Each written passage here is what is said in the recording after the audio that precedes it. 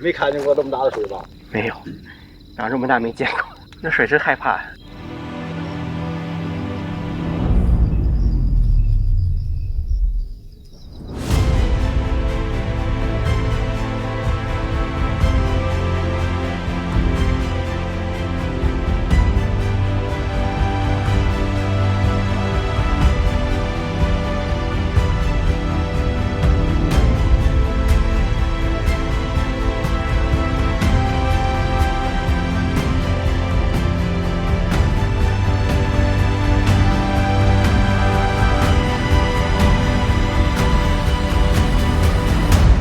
已经投资了5000多亿元，建设了7年的雄安新区，真的能发展起来吗？时隔半年，雄安新区又有哪些变化呢？今天我们带着这些问题再次来到了雄安，不仅拍摄了雄安商务区企业入驻和发展的情况，找当地人聊聊他们的看法，还用无人机拍摄了白洋淀和南拒马河关于雄安洪水的情况，更是入住了回迁房，跟随着雄安新区的老百姓沉浸式体验了在这座城市里的生活。相信看完这些，对于雄安是否能够发展起来这个问题，你也会有属于自己的答案。对了，视频的最后还有个彩蛋，别忘记观看哦。我们先去了雄安北边的南拒马河，这里正值汛期，大堤上还悬挂着标语，要大家重视防洪。2019年，雄安就花了27亿来建设南拒马河的防洪工程，看看这里的洪水情况吧。我们来的时候，汛期已经快结束了，但是多少也能看出来洪水的痕迹，小部分河滩还有水。但是你看，在河边钓鱼的大哥，他是开车下去的，说明大部分地面已经很干了。顺着路下来，就到了河边的公园，公园的门还是关着的。看公园大门，洪水来的时候，水位也不低。大门的栏杆上挂着的都是垃圾，往里走，看见浇水用的水管倒了，应该也是洪水冲的。还有前面的那个栏杆，跟大门一样，也挂满了垃圾。这里有一个警示牌，大家可以看一下警示牌上水位的痕迹，目测洪水最起码也有1.5米深。往前走是一座桥，河边都是垃圾，也不知道是从哪里来的。这座桥的北边是河北保定的高碑店市，南边就是雄安。我目前就在雄安这边，大家可以看到桥底下堆积了一大片的垃圾，桥头也堵上了，不让通行了，因为桥上也是垃圾。看来洪水水位高的时候，应该是把桥也淹了。从桥上看去，感觉这些垃圾都堵住流水了。垃圾上方还有很多鸟飞来飞去的，在捡垃圾吃，而这些垃圾更多是生活垃圾和建筑垃圾，也不知道里边有什么能吃的。遇到一位本地的大哥，简单聊了2句。这条河通哪儿去？通那个10渡。10渡？哦，那这就是房山下来的啊？那块不就是房山的吗？真够乱的这儿。这条河的通10渡，10渡那会儿那不是在拒马河吗？这块都是拒马河。没看见过这么大的水吧？没有，长这么大没见过。那水真害怕。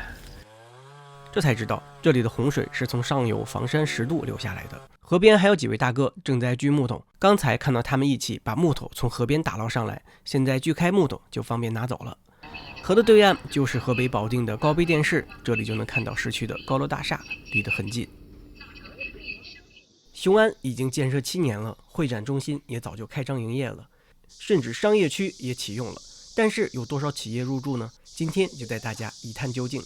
在商务区入口可以看到已经入驻的企业，当前这里入驻的企业几乎都是国营企业。整个商务区面积非常大，详细浏览了其中几块区域，整体感觉园区的绿化做得非常棒。无论是园区入口的广场，还是企业办公的独栋小楼门前的区域，树木草地占用面积都不小，看上去郁郁葱葱。在炎热的夏日漫步在园区也不会觉得很热。很多广告牌上也长满了爬山虎，冰冷的建筑和拥有旺盛生命力的植物和谐共存，整个环境显得非常宜人。商务区还有不少写字楼，这里也挂着招募企业的广告牌。园区里各种餐饮、酒店、便利店都有，非常的方便。拍摄中间休息的时候，去星巴克坐了一会儿，期间也就看到2位外卖小哥来取咖啡。星巴克对面是麦当劳，不知道是不是园区有餐厅的原因，人也不多。继续拍摄的时候，去便利店买了瓶饮料，价格不贵，很实惠。便利店对面是一个4星级的凯利酒店，也有餐厅。2楼就是园区自带的餐厅，我们进去吃了一顿午饭，16元的套餐，3个菜1份米饭。离餐厅不远还有一个电影院，不过里面没有服务人员，可能还没有开始营业吧。一进入园区，左边的办公楼是中国农业银行，招牌已经挂上了。透过玻璃看，办公桌、椅子都有，只不过门是关着的，没有人在这里办公。这栋办公楼的1层有个休闲区域，工作累了在这里放松放松，应该不错。又去旁边的办公楼看了看，招牌上写着已经入驻的企业都是国营企业。这栋办公楼的1层门是开着的，门口没有保安，而且亮着灯。我从侧面看了看，电脑是开着的，好像有一个人在办公。在这栋办公楼1层休息的时候，看到2层窗户上的花盆已经长出来狗尾巴草了，明显缺少人打理。在商务区里拍摄的时候，没有看到什么企业的人员，只看到奔驰汽车的工作人员来这里开会，再就是这里的服务人员。哦，对了，还有在这里做杂工的大妈们，这会儿正好是中午，他们躺在这里休息。我们来到雄安会展中心，航拍了附近的公园。上次来雄安是3月份，很多设施还没有修建完成，看看现在建设成什么样了。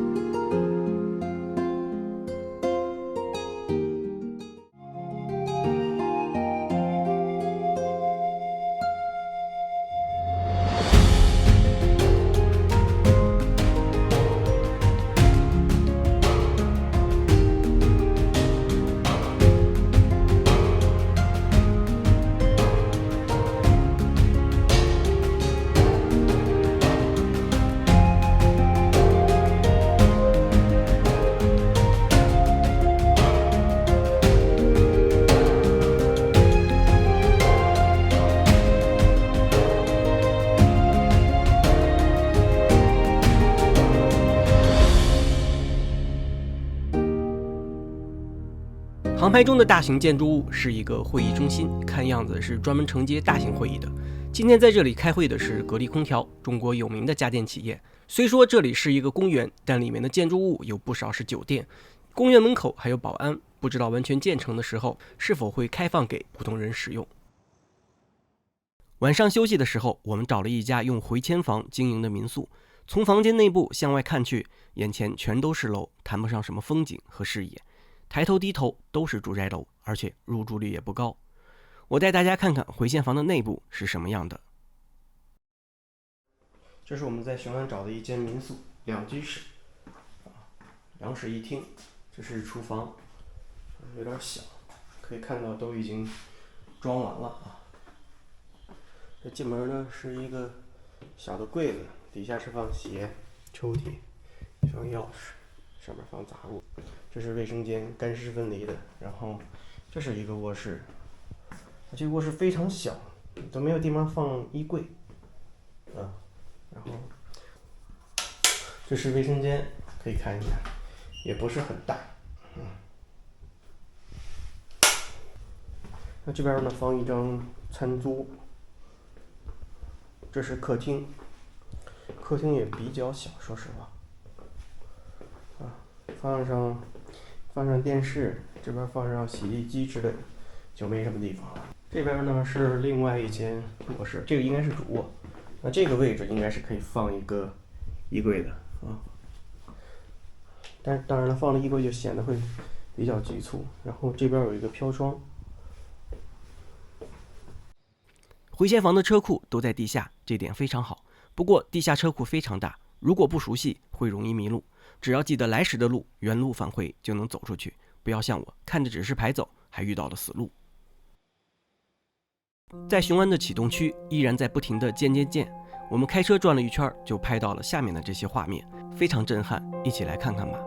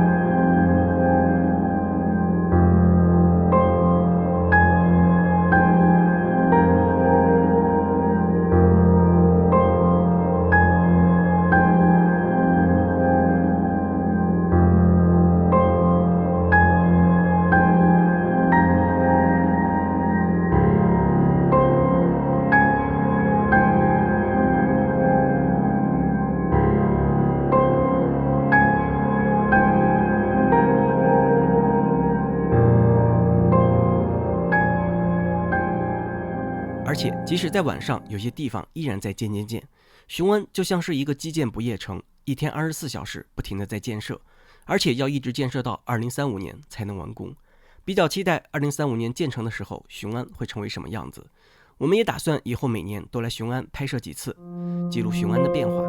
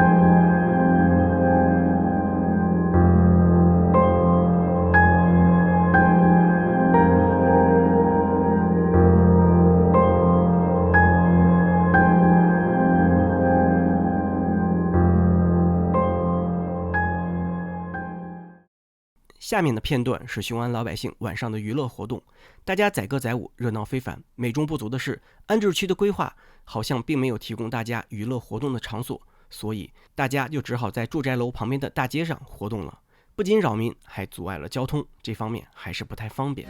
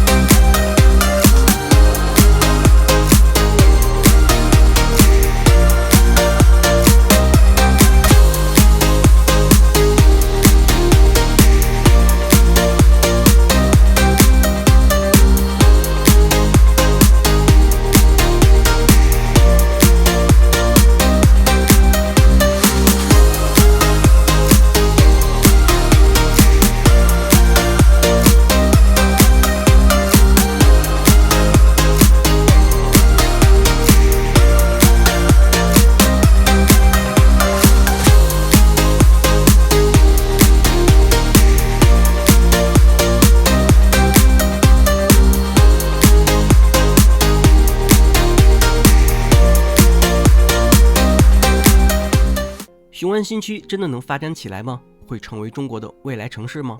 来雄安的第一天晚上，与当地朋友一起吃饭，问起他们是否看好雄安未来的发展。当提到如何吸引企业来这里的时候，他们的回答是，雄安最大的优势就是给企业提供的各种优惠条件。这些优惠条件主要是指减免税收、提供资金以及办公场地等等。我个人觉得雄安提供的这些条件好像与其他城市提供的基本一样。企业真的会为了这些优惠条件而迁移到雄安吗？当前几乎所有城市都是类似的条件，如果雄安也这么搞，这岂不是在跟其他城市抢饭碗吗？为什么不直接建设其他城市呢？比如天津的滨海新区，一度被称为北方的曼哈顿，现在大片的写字楼都空着，甚至有人称它为鬼城。而且在2023年的今天，很多企业都在裁员缩减规模，愿意来雄安的又会有哪些企业呢？当然，这些都是我的一家之言。如果有网友的公司在考虑或者已经将企业迁入雄安的，不妨在评论区留言分享一下为何会入驻雄安。先提前谢谢大家的分享。关于雄安能否发展起来的问题，也许就目前来说讨论为时尚早。曾经的山东淄博、山西大同这两座城市就是当下转型成功的榜样，说明城市管理者只要肯花心思做好服务，还是能够助力城市发展的。本期视频就到这里了，如果你觉得视频做得不错，欢迎点赞、订阅和分享，我会继续制作更好的视频。谢谢大家的观看。视频的最后是新一期的视频预告，咱们下期再见。